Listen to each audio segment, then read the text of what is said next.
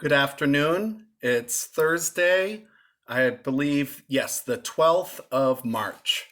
I am doing this at my home. Yesterday, some folks gave me helpful advice to try to adjust the angle.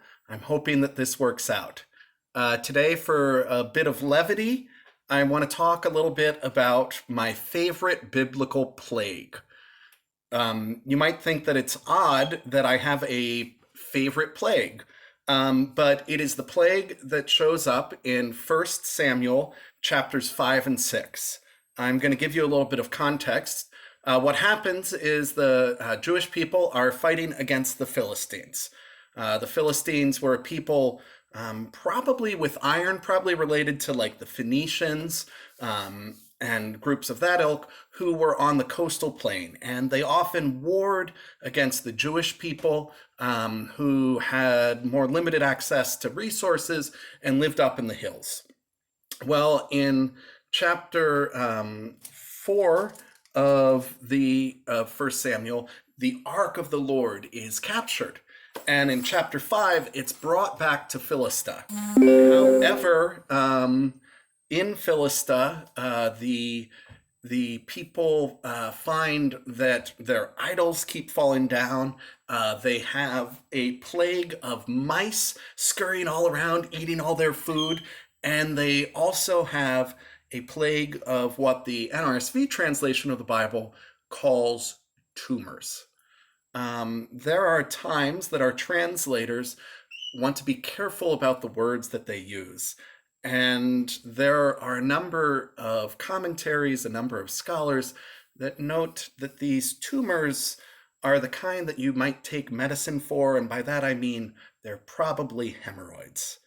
What makes this my favorite plague is that first off, the fact that you have the mice and you have these painful afflictions when you sit down is a reminder that God is sovereign, which is something I need to hear right now. But the way the Philistines deal with this plague, the way that these people who don't seem to hold anything sacred deal with this plague is their priests say, and I'm going to read this, if you send away the ark of the God of Israel, do not send it empty, but by all means return with the guilt offering. Then you'll be healed and be ransomed. Will not his hand turn from you? And the leaders of the Philistines said, what is the guilt offering that we should return to God? They're wondering, what should we give God? They answered 5 golden tumors and 5 gold mice, according to the number of the cities of the Philistines. For the same plague was upon all of you and upon your lords and cities. I just imagine these artisans deciding, okay, we need to work on a mouse, trying to goldsmiths carve out and sculpt a gold mouse. And then I imagine those artisans working on the tumors as well. It always is one of those parts of the Bible that at first glance might not seem funny, but it reminds us that not only does God have a sense of humor, but that sometimes we can laugh with Scripture, we can laugh at Scripture. The Philistines, who seem to depend on their chariots and their technological prowess, were brought low by very small things.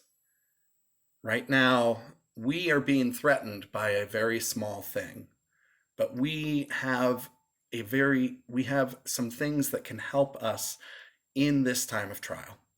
We can always pray, both for each other, for healthcare workers, for scientists, and for leaders, to all help in this time of crisis. We can support each other.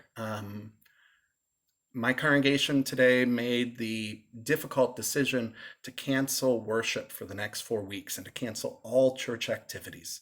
So we can call each other, we can send letters, we can send emails, we can Skype, we can FaceTime, so that we are reminded that we are bound together in a community.